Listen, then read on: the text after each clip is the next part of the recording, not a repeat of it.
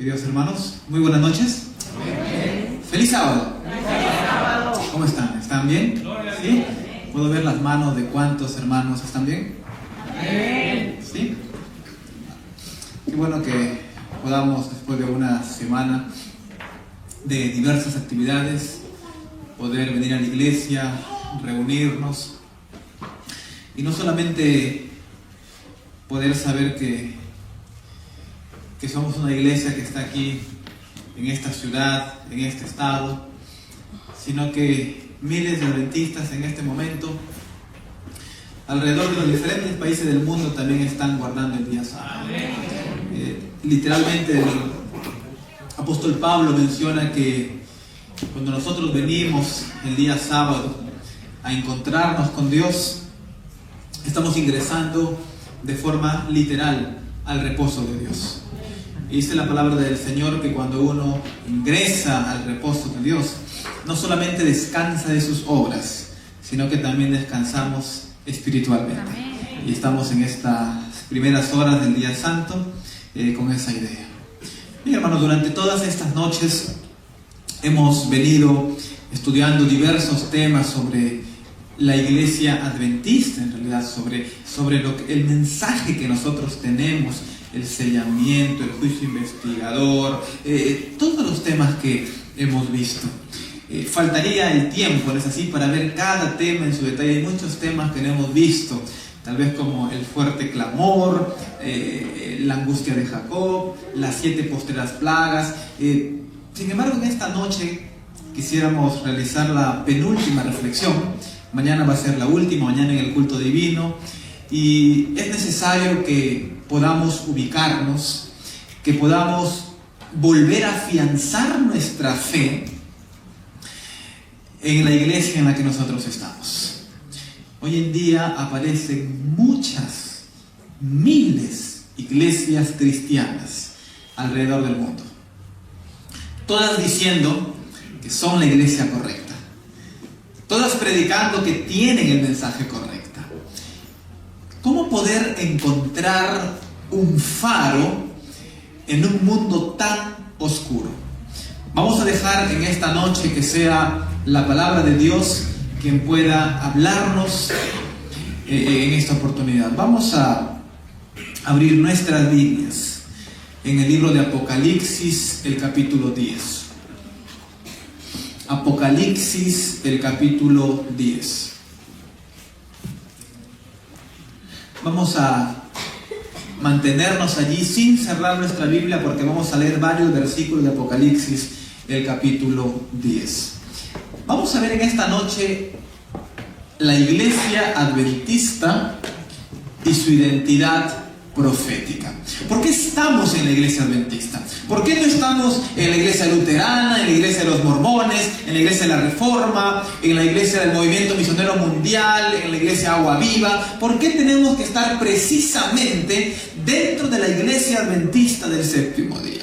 Es interesante cómo la iglesia crece alrededor de todo el mundo. La globalización, la tecnología, los avances hacen que la iglesia adventista sea la iglesia número 1 en el mundo en crecimiento anual. Cuando uno revisa las estadísticas, uno se da cuenta de que dentro del mundo cristiano, la iglesia adventista es la iglesia que más crece cada año.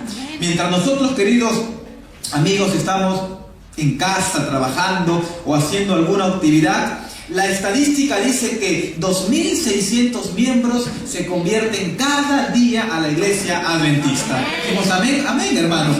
Y vemos que el mensaje de la iglesia realmente se está expandiendo a todo el mundo.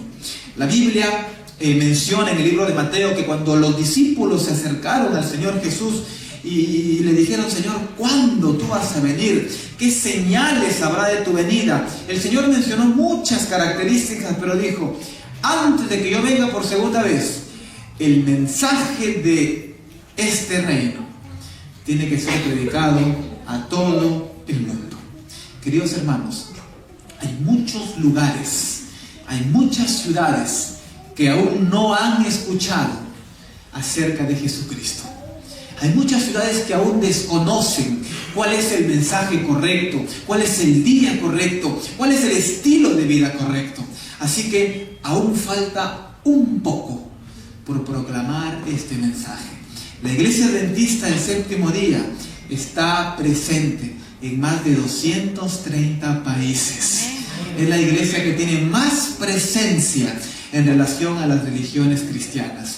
Y cuando uno mira estas estadísticas, lo único que un hombre o una mujer puede decir es que la iglesia, con sus errores, con sus fallas y también con la gran cantidad de aciertos, está bajo la dirección de Dios. Y podemos tener la seguridad, hermano, de que nuestro Dios está al control de nuestra iglesia. De que nuestro Dios literalmente está guiando el timón que se llama Iglesia Adventista del Séptimo Día. Ahora, qué importante es hacernos esta pregunta. ¿Por qué eres adventista del séptimo día? ¿Por qué eres adventista? Algunas personas pueden decir, bueno, yo soy adventista porque yo espero la segunda venida de Cristo. Si alguna persona en esta noche pensó que es adventista porque espera la segunda venida de Cristo, déjenme decirles que en el mundo cristiano la vasta mayoría espera la segunda venida de Jesús. Algunas religiones, que son pocas, esperan la segunda venida de forma literal, como dice la Biblia. Pero hay muchas religiones cristianas que han espiritualizado la segunda venida, que no creen que la segunda venida de Jesús va a ser algo real, algo literal. Piensan que la segunda venida va a ser un movimiento espiritual. Mira, tú tienes un reavivamiento. Ok, el Señor Jesús ya vino por segunda vez a tu vida. Falacias. Así que si alguien piensa que es adventista porque espera la segunda venida de Cristo, esa no sería la respuesta más conveniente. Alguien puede decir, bueno, yo soy adventista porque guardo los 10 mandamientos. Déjame decirle que hay iglesias cristianas que guardan los 10 mandamientos. Hay iglesias que guardan todos los 10 mandamientos, incluido el día sábado. Dicho sea de paso, hay iglesias que guardan el día sábado mucho mejor que los adventistas. Así que ser adventista por guardar los 10 mandamientos no es algo completo. Alguien puede decir por ahí, bueno, yo soy adventista porque la iglesia adventista es la iglesia verdadera. Queridos hermanos, todo el mundo cristiano predica ser la iglesia verdadera. Así que, ¿cuál es la respuesta que los adventistas deberían tener al ser preguntados, ¿por qué eres adventista? La respuesta es muy sencilla, pero esa respuesta sencilla implica una serie de ramificaciones textuales que vamos a ver en esta noche. La respuesta más sencilla sería, yo soy adventista porque la iglesia adventista es una iglesia profética. Es una iglesia que nació en la mente de Dios, nació en el corazón de Dios. No fue una iglesia que nació por azar, no fue una iglesia que nació por accidente, donde un grupo de hermanos se reunieron y dijeron, bueno, nosotros no queremos ser de esa iglesia, así que vamos a formar nuestra propia iglesia. La iglesia adventista no nació de esa forma. La iglesia adventista del séptimo día nació bíblicamente de acuerdo a la profecía. Ahora, nosotros tenemos que entender que la Biblia predice el nacimiento de esta iglesia. Y vamos a ver a continuación. Alguien puede decir, ¿dónde? La Biblia predice el nacimiento de la iglesia adventista. Existen evidencias que muestran el origen de nuestra iglesia. En segundo lugar, encontramos que la existencia de la iglesia adventista es un plan de Dios. La organización es un plan de Dios. La forma representativa de nuestra iglesia adventista y no congregacional, como son la vasta mayoría de iglesias cristianas, tiene un origen divino. Es decir, en la mente de Dios estuvo la organización y la función de la iglesia adventista del séptimo día. Ahora, ¿qué aspectos de la iglesia adventista están profetizados? ¿Cuánta luz la Biblia nos da acerca de la organización de la iglesia adventista? En esta noche vamos a ver, si bien es cierto, algunos algunas citas del Espíritu de Profecía, pero a diferencia de las otras noches, en esta oportunidad vamos a usar más textos bíblicos para ver cómo nació la Iglesia Adventista. Tenemos que entender su origen e historia. ¿En qué momento de la historia la Iglesia nace? ¿Cómo se origina? ¿Qué sucede para que la Iglesia Adventista sea fundada? En segundo lugar, hermanos, grábense bien, la Iglesia Adventista es una iglesia que tiene un mensaje especial. No todas las iglesias predican el mensaje que predica la Iglesia Adventista. El mundo cristiano en general se está dedicando a una sola cosa. Se está dedicando a predicar sobre el amor de Dios. Y en realidad el amor de Dios no es malo. Es muy bueno, es la esencia del Evangelio. Pero el mundo cristiano hoy en día está confundiendo el amor de Dios con sentimentalismo, que es muy diferente a hablar del amor de Dios. Así que tenemos que entender el origen e historia de la iglesia, tenemos que comprender su mensaje y también su organización.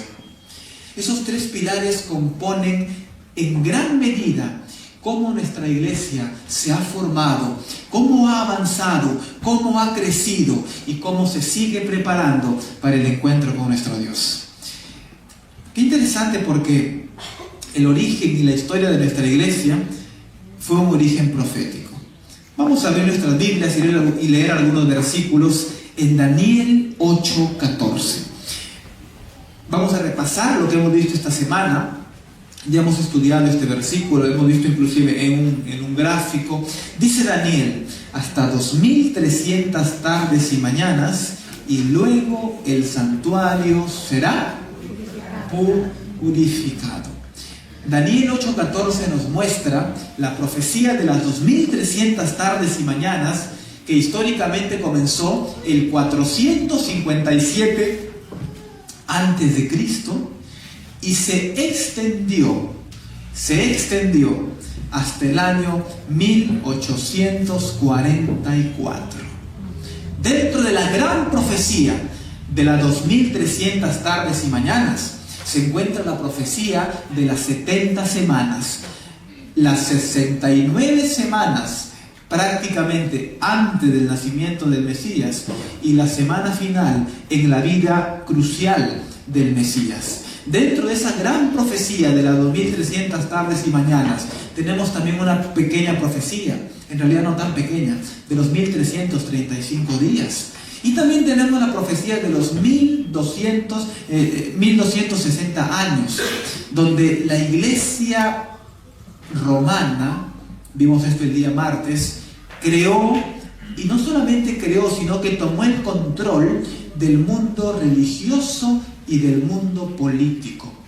Como consecuencia de eso vinieron las persecuciones, se colocó la Inquisición, se comenzaron a vender y comprar las indulgencias, y el cristianismo, que salió puro del primer siglo, comenzó a mancharse, comenzó a corromperse, y tristemente la iglesia comenzó a olvidar el uso de este libro llamado Biblia, y comenzó a usar y colocar normas y tradiciones por encima de la Biblia.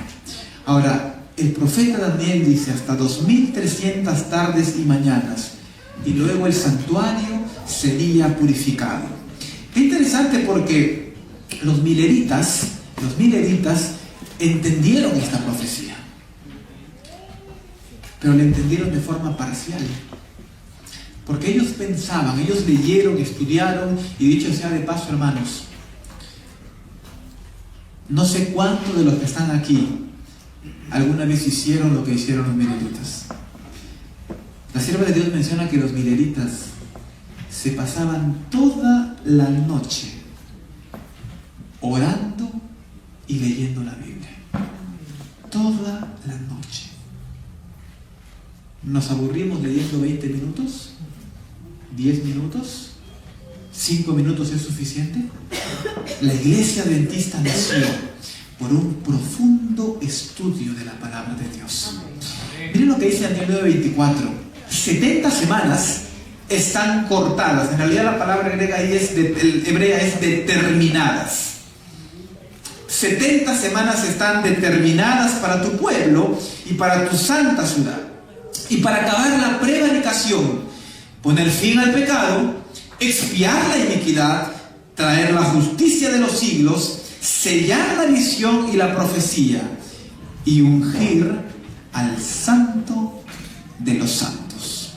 Daniel 7:13 dice: seguí mirando en la visión de noche, y vi que en las nubes del cielo venía como un hijo de hombre, y llegó hasta el anciano de días, y fue llevado ante él. Los milenitas entendieron que esta profecía sencillamente era la venida de Cristo a la tierra por segunda vez. Ahora, vamos al capítulo 10 que mencionamos en un inicio. Apocalipsis, el capítulo 10. Miren lo que dice el versículo 1. Apocalipsis 10:1. Vi descender del cielo a otro ángel fuerte, envuelto en una nube, con el arco iris sobre su cabeza, y su rostro era como el sol, y sus pies como columnas de fuego. Lo que Juan ve en esta visión es la descripción de un ángel poderoso, que dentro de él, o con la venida de este ángel, se encuentran fenómenos sobrenaturales, porque dice el texto que este ángel venía envuelto en una nube. Traía, dice, el arco iris sobre su cabeza. Su rostro era como un sol, es decir, tenía un resplandor especial. Y sus pies eran como columnas de fuego. Era una visión de otra dimensión. Pero este ángel, en el versículo 2, tenía en su mano algo más terrenal. Noten que los elementos que se mencionan en el versículo 1 para el ser humano son elementos inalcanzables. Versículo 2. Este ángel tenía un librito abierto. Un librito abierto. Y puso su pie derecho ¿en dónde? ¿Dónde lo puso? Sobre el mar. Y miren lo que dice la siguiente parte. ¿Y el izquierdo en dónde lo tenía? Sobre la tierra. Así que Juan en realidad ve la continuación de lo que vio Daniel. No tenemos el tiempo para hablar y leer todos los textos, pero si ustedes leen en Apocalipsis 12, Daniel le dice al ángel: por favor, explícame la última parte de la profecía de las 2300 tardes y mañanas. Y el ángel, ¿qué le dice? No, le dice: cierra el libro.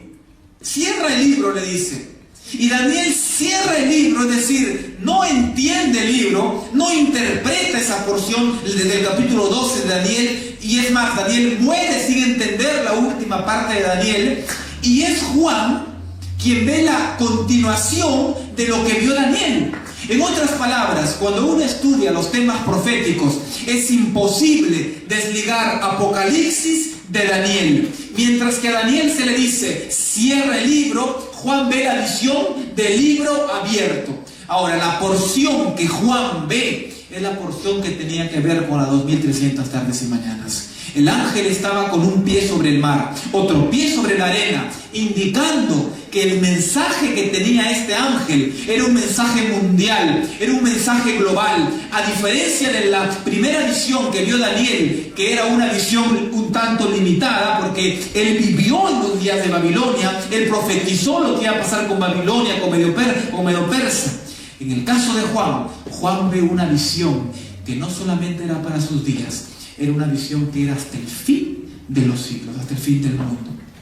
Este ángel, dice el texto, versículo 3, clamó con gran voz, como ruge un león. Y cuando hubo clamado, qué interesante, dice que 7 truenos emitieron sus voces.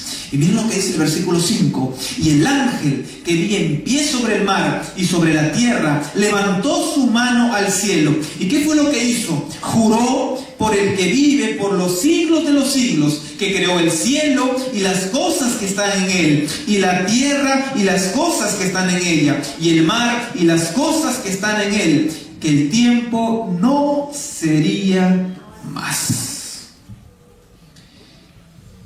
Y en realidad Juan está viendo esta teofanía, esta presencia visible de Dios. Y Juan, al igual que Daniel, estaba recién entendiendo poco a poco. Pero miren lo que dice el versículo 8.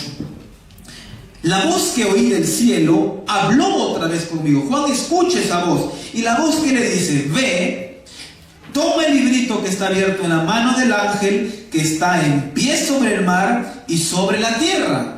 Mientras que a Daniel se le dice: Daniel, cierra el libro, la voz que sale del cielo le dice a Juan: mira, Juan, anda, toma el librito de la mano del ángel. Y en el siguiente versículo, el versículo 9 dice: y fui al ángel. Juan hace caso, Juan es obediente, diciéndole que me diese el librito. Y miren lo que le dice el ángel.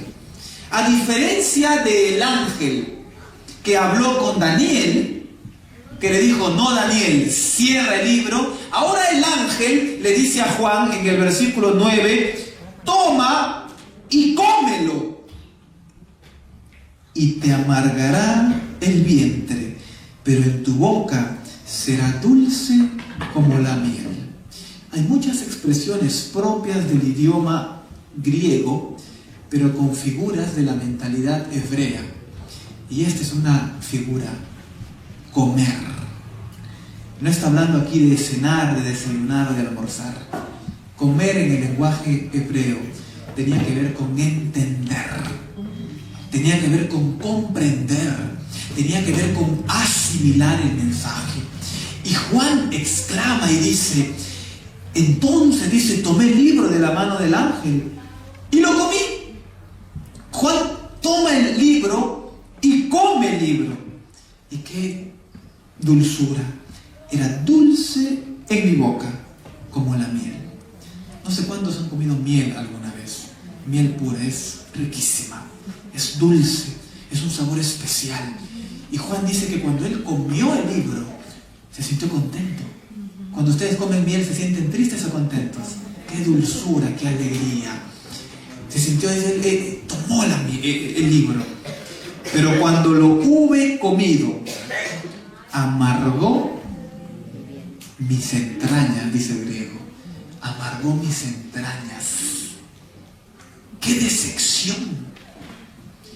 Comer algo dulce, sentir ese gozo, esa alegría, y después de pasar ese bocado, sentir esa sensación amarga.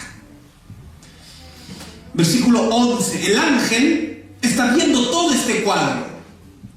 Y el ángel me dijo: es necesario que profetices otra vez sobre muchos pueblos, sobre muchas naciones, lenguas y a los reyes.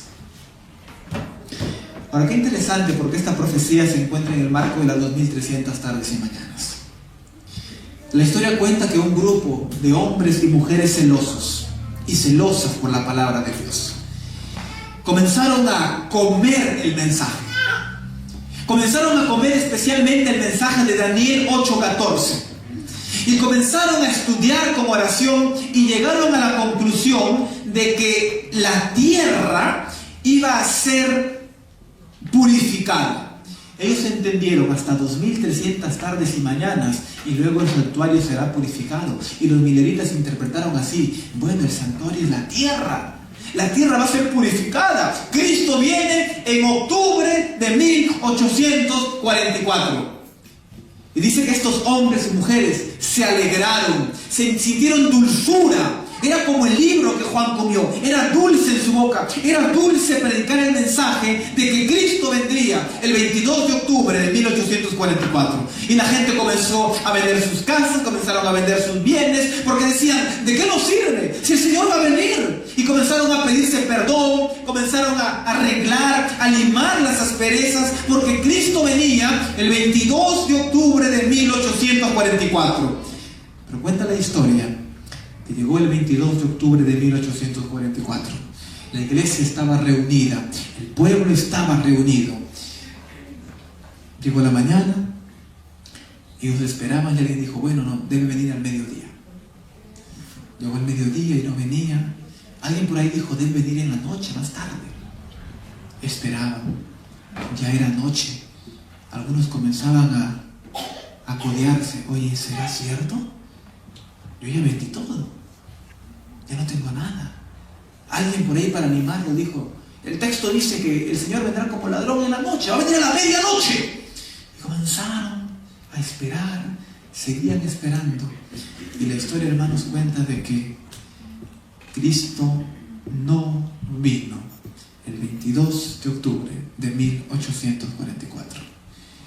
Y esa dulzura en el mensaje, ese amor en el mensaje, se volvió en algo amargo, se volvió en algo agrio.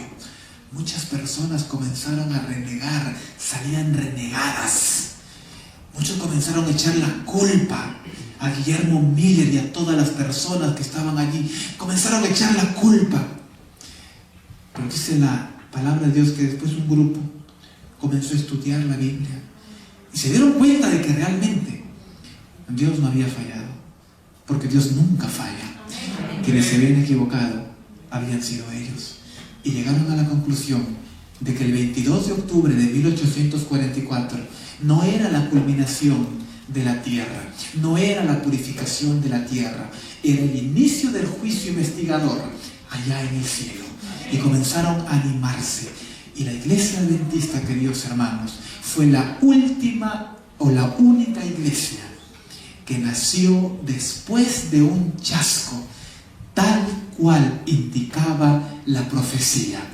La iglesia adventista surgió de las cenizas en el momento preciso, en la hora precisa, tal como Apocalipsis 10:11 lo había profetizado. Años después, en 1863, la iglesia adventista se organiza con el nombre de Iglesia Adventista del Séptimo Día de manera formal. Y hoy, hermanos, más de 150 años después, la iglesia adventista sigue y sigue creciendo a pasos acelerados. Y tenemos la seguridad, hermanos, de que ese pueblo que comenzó en los años 1844 es el pueblo que el Señor ha elegido para dar el último mensaje a este mundo. Y tenemos el privilegio de formar parte de este movimiento de la iglesia adventista. Qué interesante, hermanos, porque todas las iglesias del Apocalipsis 3 y 4 fueron iglesias que vinieron antes de una iglesia llamada la iglesia Laodicea. Y saben una cosa, la iglesia adventista es una iglesia única, porque Dios ha dotado a la iglesia adventista, en primer lugar, con este hermoso libro que se llama la Biblia, la palabra de Dios. En segundo lugar, el Señor ha otorgado a la iglesia el espíritu de profecía, los escritos del espíritu de profecía, que nos dan un panorama más amplio de lo que sucedió desde el origen del mundo y lo que va a acontecer cuando termine la historia de la raza humana. No solamente eso, hermanos, también tenemos un pequeño libro que se llama Himnario, 613 himnos para cantar a nuestro Señor. Tenemos el corazón de una iglesia que se llama la Escuela Sabática. Se hizo un estudio. Una de las grandes cosas, de los grandes movimientos, de los grandes ministerios que ha hecho que la iglesia siga surgiendo y surgiendo y surgiendo en la escuela sabática. ¿Saben por qué, hermanos? Porque el folleto de la lección de escuela sabática que estudiamos aquí en Estados Unidos lo estudian los hermanos del Salvador, lo estudian los hermanos de Nicaragua, lo estudian los hermanos de las Filipinas, lo estudian los hermanos de la India, nuestros hermanos de África, nuestros hermanos de la China, en diferentes idiomas, pero todos leyendo el mismo mensaje. La escuela sabática, queridos hermanos, es el corazón de nuestra iglesia. Pero qué contraste, porque según la profecía, la iglesia adventista es una iglesia muy rica, pero que está muy pobre. Y esa pobreza no tiene que ver con el mensaje, no tiene que ver con la misión. Esa pobreza no tiene que ver con el calendario profético. Esa pobreza tiene que ver, hermanos, con el corazón de cada uno de sus miembros. ¿Qué dice la Biblia? Tú eres tú dices, yo soy rico y me he enriquecido. Y tú sabes que en realidad eres un pobre, ciego, desventurado y desnudo. Cuando uno estudia el libro de Apocalipsis, especialmente la iglesia de la Odisea, vamos y decimos, queridos hermanos, no podemos estar con un pie espiritualmente fríos y tampoco podemos estar con un pie afuera. Tenemos que estar al centro. Muchas veces hemos predicado, hemos escuchado sobre este texto, el texto de la iglesia de la Odisea que dice, tú eres como fueras caliente o como fueras frío, pero eres tibio. Y muchas veces escuchamos y predicamos, pero qué interesante, porque Juan, cuando hablaba de la iglesia de la Odisea y su mensaje, no tenía nada que ver con frialdad espiritual. Juan estaba hablando de un mensaje que tenía que ver con lo que el pueblo laodicense había pasado. Cuando uno revisa la geografía, uno se da cuenta de que la Odisea estaba en un valle, como una especie de meseta, y al lado derecho de la Odisea había una ciudad que se llamaba Hierápolis. Al otro lado había una ciudad que se llamaba Colosas. Y qué interesante, porque Hierápolis y Colosas estaban prácticamente circundando la Odisea. La ciudad de Hierápolis se caracterizaba porque en Hierápolis había aguas termales, aguas hirviendo. No sé cuántos alguna vez han ido a alguna agua medicinal que fluye de la tierra y el agua sale caliente, sale hirviendo. Ese era Hierápolis. Hierápolis tenía de forma natural agua hirviendo, mientras que Colosas era el otro lado de la moneda. Colosas tenía aguas heladas, completamente heladas. Ambas, las aguas de Colosas y las aguas de Hierápolis, eran medicinales. Ambas eran medicinales. Qué interesante, porque la geografía muestra que la Odisea era una ciudad que tenía sus propias fuentes. Tenía fuentes propias. Nosotros conocemos eso, no sé cuántos conocen este término, puquios. ¿Conocen el término puquio? Que es de la tierra, el agua brota. Manantiales. La Odisea tenía muchos manantiales. La Odisea no necesitaba traer agua ni de Hierápolis, ni tampoco necesitaba traer agua de Colosas, porque la Odisea tenía sus propias fuentes. Pero la Odisea, aparte de ello, tenía dos cosas importantes. La Odisea era una ciudad extremadamente rica. Había mucho oro en la Odisea. Y Juan usa los elementos de su tiempo. No solamente la Odisea tenía oro, sino que los laodicenses habían creado un ungüento extraído de las hierbas, que ellos lo conocían como el ungüento de los ojos, porque ese ungüento, cuenta la arqueología, que al colocárselo a los ojos hacía que las personas se sanen de la vista. Y la Odisea era conocida por su oro y por su ungüento. Era una ciudad rica que no necesitaba de Roma para poder ser feliz, porque había mucha riqueza. Las casas tenían sus propias fuentes naturales para subsistir. Y en aquel entonces, cuando había agua, había prosperidad. Pero qué interesante, porque la Odisea comenzó a dedicarse a otras cosas, a dar mucho énfasis a su oro y a su ungüento, que poco a poco comenzaron a cerrar sus fuentes. Poco a poco comenzaron a construir, y las fuentes naturales comenzaron a pasar a un segundo nivel. Dejaron de tener sus fuentes, y cuando se dieron cuenta, faltaba el agua en la Odisea. La historia cuenta de que la Odisea mandó a construir, en una ciudad extremadamente rica, una especie de como túneles, y comenzaron a traer agua de Hierápolis. y comenzaron a traer agua helada de Colosas. Cuando la gente de Hierápolis soltaba el agua hirviendo, ¿cómo creen que llegaba el agua a la Odisea? Llegaba tibia. ¿Cómo creen que llegaba el agua helada de Colosas a la Odisea? También llegaba tibia. Cuenta la historia, que no se sabe quién, pero en cierta ocasión hubo una gran epidemia a causa del agua envenenada que llegó a la Odisea. Y en ese contexto, Juan, conocedor de la historia, le dice: ¿cómo ustedes fueran fríos o calientes?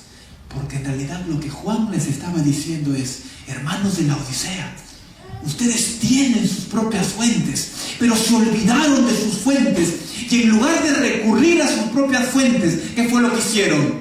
Fueron a tomar agua de otras fuentes. Y en ese contexto es que se escribe el mensaje a la Odisea. El mensaje no tiene que ver en primer lugar con la frialdad espiritual. El mensaje tiene que ver con que el pueblo necesita volver a la fuente.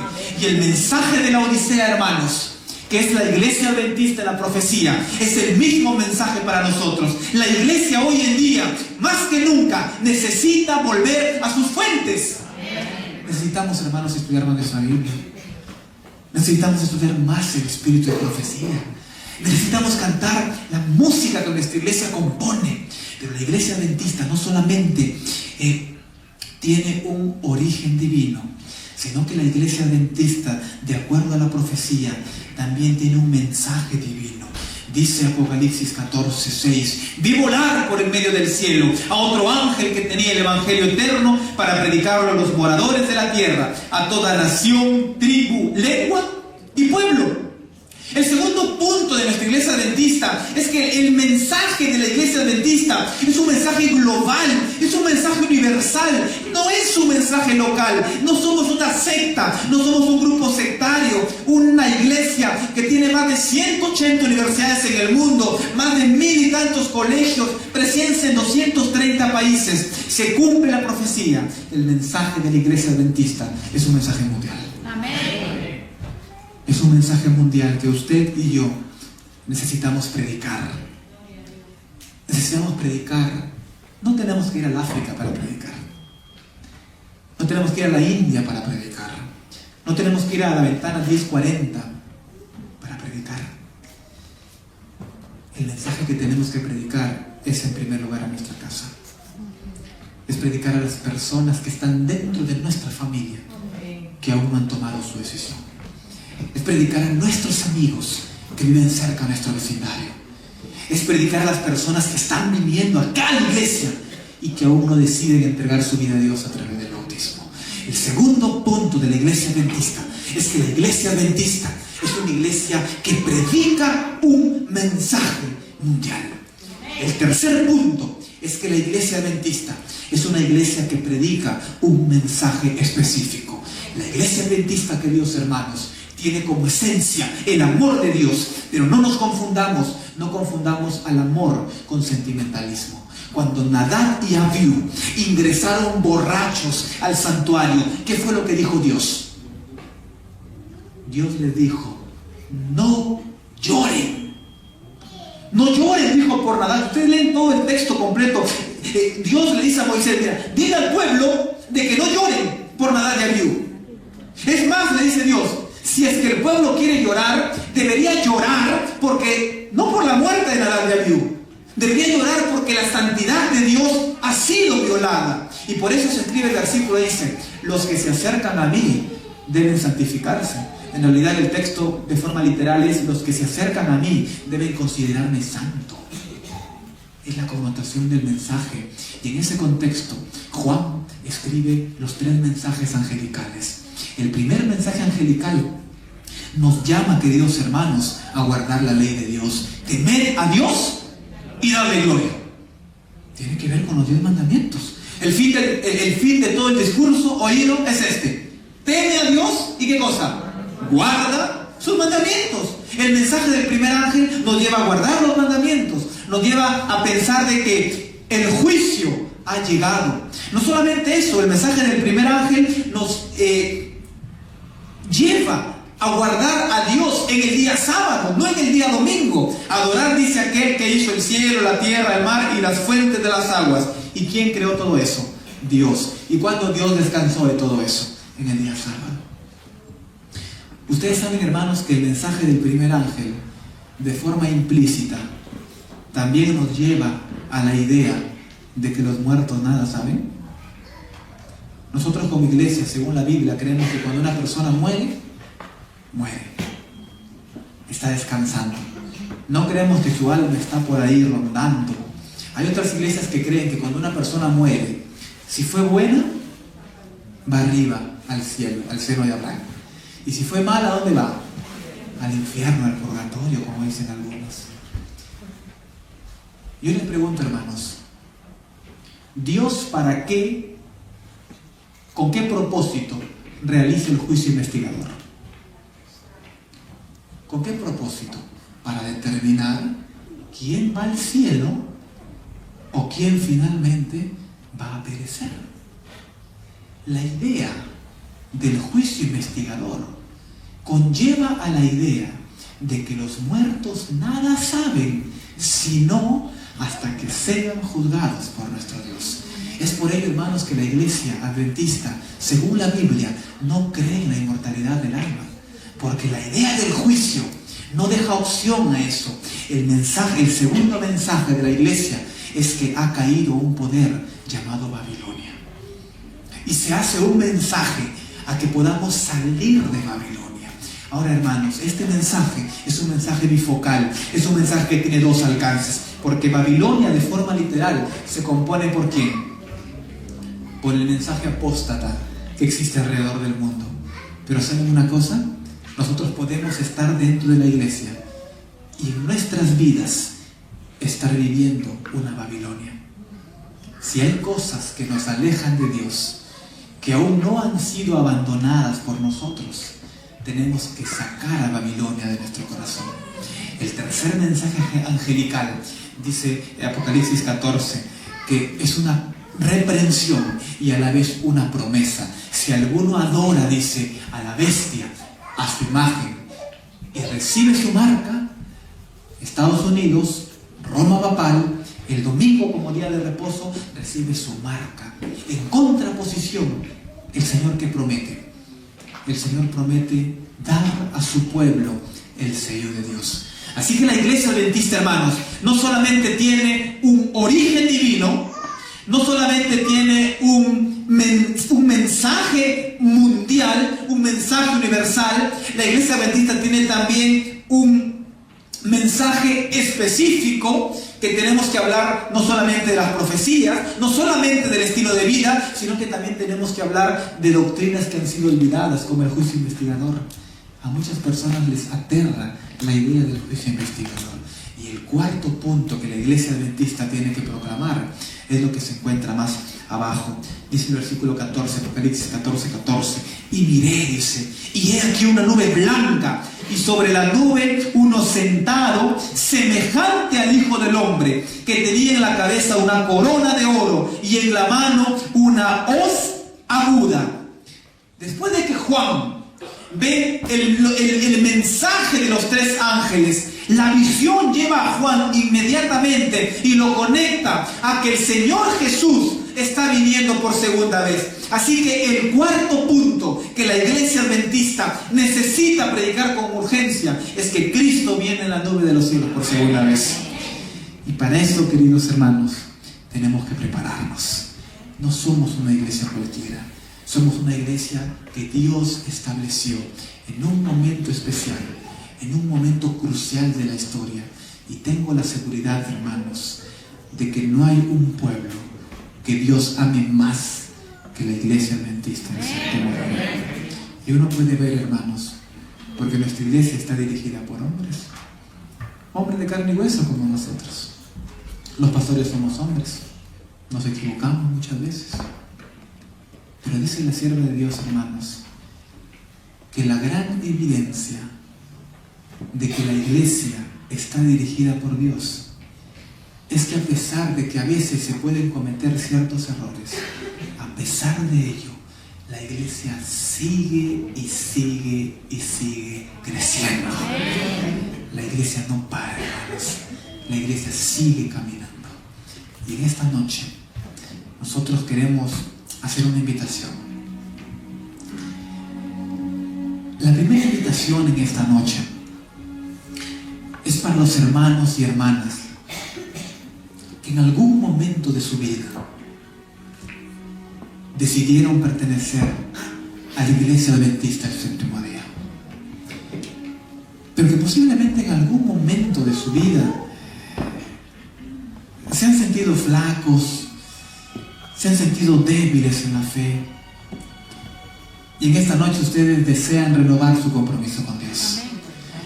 Ustedes entienden de que están en una iglesia profética, en una iglesia que tiene un mensaje mundial, que tiene un mensaje específico, que tiene que predicar la segunda venida de Jesús. Y en esta noche ustedes deciden comenzar a predicar ese mensaje a las personas que no conocen de Dios. Pero hay una segunda invitación. La segunda invitación es para las personas que aún no han entregado su vida a Dios a través del bautismo.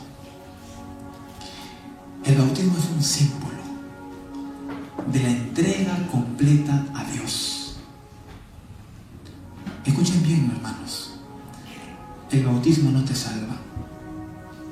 El bautismo no tiene poder para salvarte. El bautismo es un símbolo. Pero si no te bautizas, no puedes ser salvo.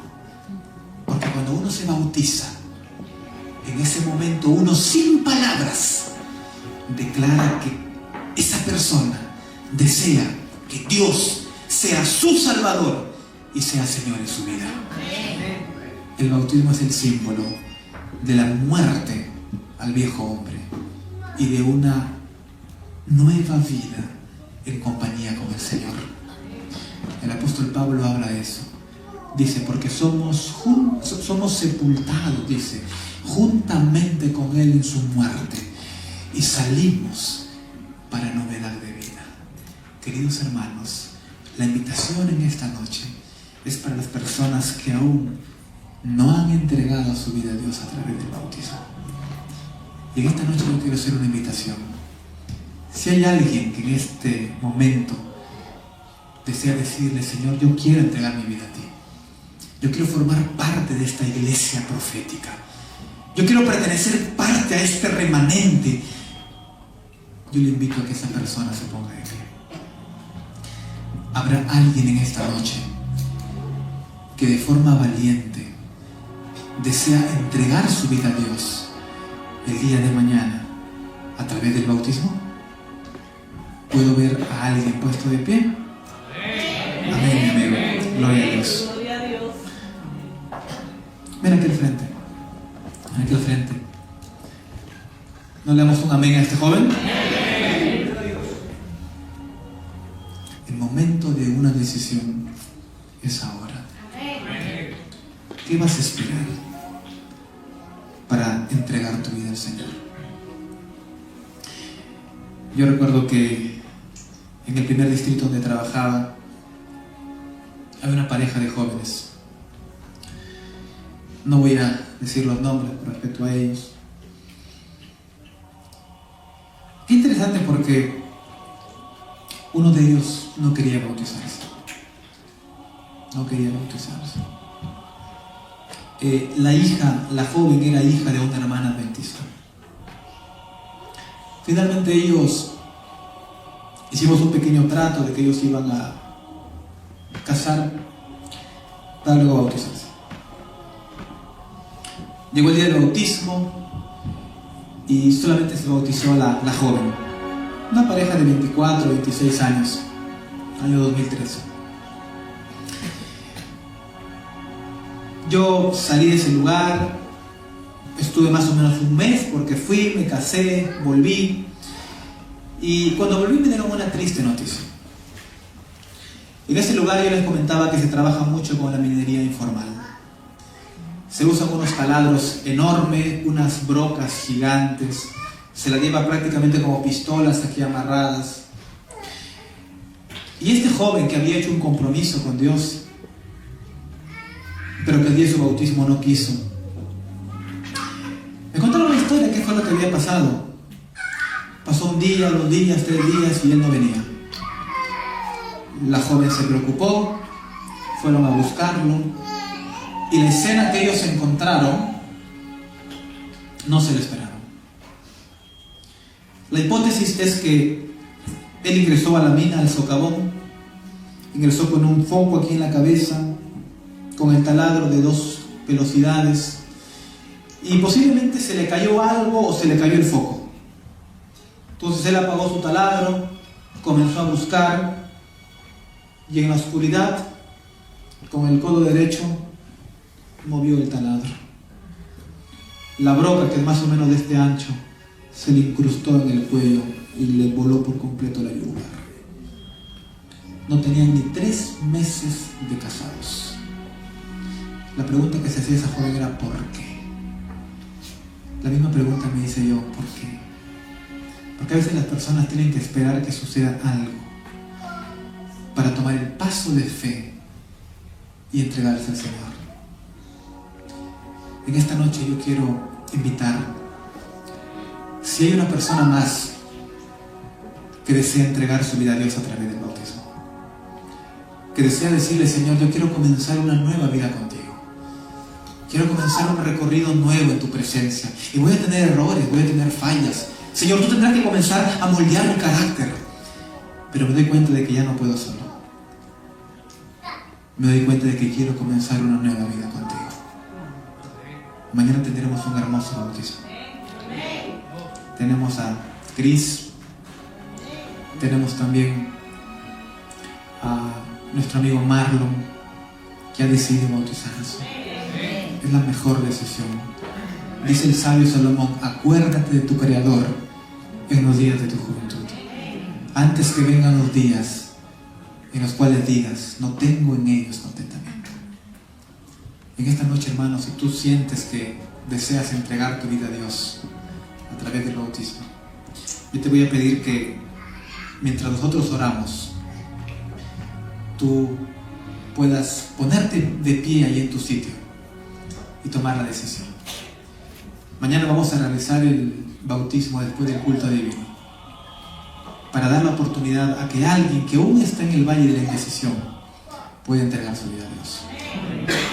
Querido Señor que estás en los cielos, te damos gracias en esta noche por tus bendiciones, por la vida, porque podemos entender, querido Padre, que tú levantaste a esta iglesia no por casualidad. Tú levantaste a esta iglesia con un propósito, con el propósito de ser un imán que atraiga a miles y miles de personas para tu reino. En esta noche, Señor, hay 2 jóvenes valientes. No es fácil, Señor, a esta edad dejar las cosas del mundo y comenzar una vida contigo. Tenemos a Marlon, tenemos a Christopher, Señor, y queremos darte gracias por la decisión que ellos han tomado. Es una decisión valiente. Tu palabra dice: el que se avergüenza de mí y de mi nombre, yo me avergonzaré de él en el día del juicio. Tenemos la seguridad, Señor, de que estos jóvenes están sellando una nueva vida contigo. Acepta, Señor, esa decisión. Que tu Espíritu Santo pueda estar con ellos. Ayúdalos, Señor, a que puedan cambiar sus intenciones, su carácter. Ellos van a comenzar, Señor, un proceso que solo terminará cuando en ese abrir y cerrar de ojos seamos transformados. Bendice a tu iglesia, Señor, aquí. Tráenos el día de mañana para escuchar, Señor, tu voz. En el nombre de Jesús. Amén, Señor.